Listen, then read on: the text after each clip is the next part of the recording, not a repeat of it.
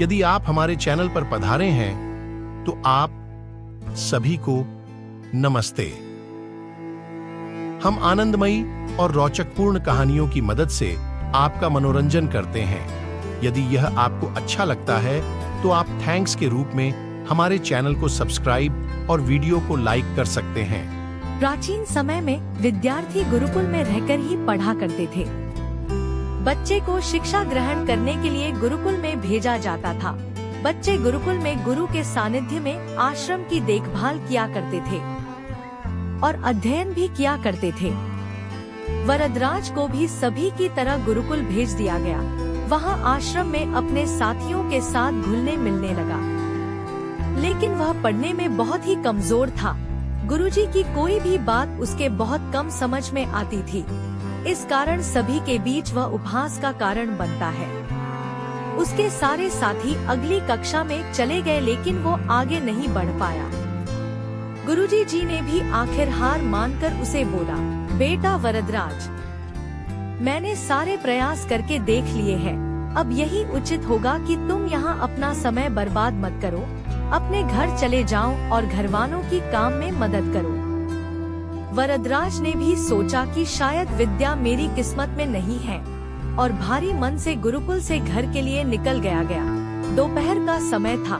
रास्ते में उसे प्यास लगने लगी। इधर उधर देखने पर उसने पाया कि थोड़ी दूर पर ही कुछ महिलाएं कुएं से पानी भर रही थी। वह कुएं के पास गया। वहाँ पत्थरों पर रस्सी के आने जाने से निशान बने हुए थे। तो उसने महिलाओं से पूछा, यह निशान आपने कैसे बनाए? तो एक महिला ने जवाब दिया, बेटे, यह निशान हमने नहीं बनाए। यह तो पानी खींचते समय इस कोमल रस्सी के बार बार आने जाने से ठोस पत्थर पर भी ऐसे निशान बन गए हैं। वरदराज सोच में पड़ गया।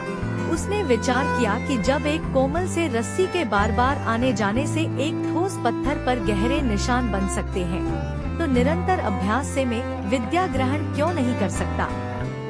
वरदराज ढेर सारे उत्साह के साथ वापस गुरुकुल आया और अथक कड़ी मेहनत की। गुरुजी ने भी खुश होकर भरपूर सहयोग किया। कुछ ही सालों बाद यही मंदबुद्धि बालक वरदराज आगे चलकर संस्कृत व्याकरण का महान विद्वान बना, जिसने लघु सिद्धांत कौमुदी, मध्य सिद्धांत कौमुदी, सार सिद्धांत कौमुदी, गीर्वाण पदमंजरी की रचना की। शिक्षा, मोरल। दोस्तों, अभ्यास की शक्ति का तो कहना ही क्या है। यह आपके हर सपने को पूरा करेगी। अभ्यास बहुत जरूरी है, चाहे वो खेल में हो या पढ़ाई में या किसी और चीज में। बिना अभ्यास के आप सफल नहीं हो सकते हो। अगर आप बिना अभ्यास के केवल किस्मत के भरोसे बैठे रहोगे तो आखिर में आपको पछतावे के सिवा और कुछ हाथ नहीं लगेगा।